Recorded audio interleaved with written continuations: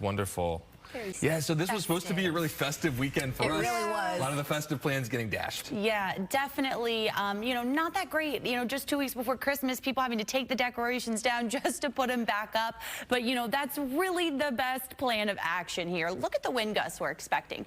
Up to 45 miles per hour. Looks pretty likely, really all across the area. Rainfall amounts, 2 to 3 inches. Possibly some isolated higher amounts. Could be talking close to 4 inches of rain by the time this weekend is done. Isolated tornadoes can't be ruled out generally late tonight and into the overnight hours. Coastal flooding continues to be one of our top concerns. We have coastal flood advisories that hit later on this evening, lasting into our Sunday. So here's our latest look of Sky Tower radar, where already things picking up, but generally just dealing with some light rain showers here around the area. As our front continues to approach, we're watching these kind of build in from the south and drifting up to the north. So areas around Wauchula, Sebring, Arcadia, up into Bartow, Lakeland, getting in on that light shower activity. We are seeing another round of that build in for Sarasota, Bradenton, and then kind of watch that drifting through parts of Tampa, up into Newport Richey, Dade City, Zephyr Hills, starting to get in on some of that light shower activity. And here's a look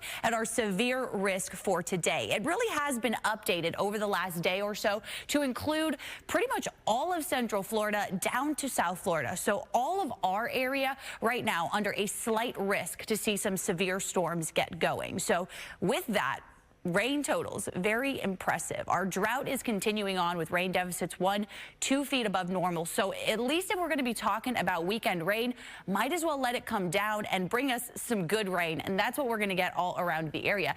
The areas that you see here in red, that's where we're looking at rain totals up to about 3 inches. So notice pretty much all of us looking like a good chance for those really good soaking rains. And since grounds are just so dry, don't really think we'll see a widespread flooding threat for our inland spots, but we could see some puddling up, some isolated flooding around roads in some of our urban areas. But the coastal flooding, the biggest impact, as it looks like this area of low pressure is going to come on shore right around the Nature Coast and parts of the Big Bend. So winds out of the east right now, but they will shift coming in out of the west. And once we get those strong winds kind of rushing on shore, that's when our coastal flood advisories go into effect at 7 o'clock tonight, lasting through tomorrow morning, that's where our winds are really going to be strongest at the height of this storm. So from there, we're going to be talking about high water levels or high tide hits at 4 o'clock tomorrow morning. So it does look it's going to line up pretty closely with the main event of this storm. So by this afternoon,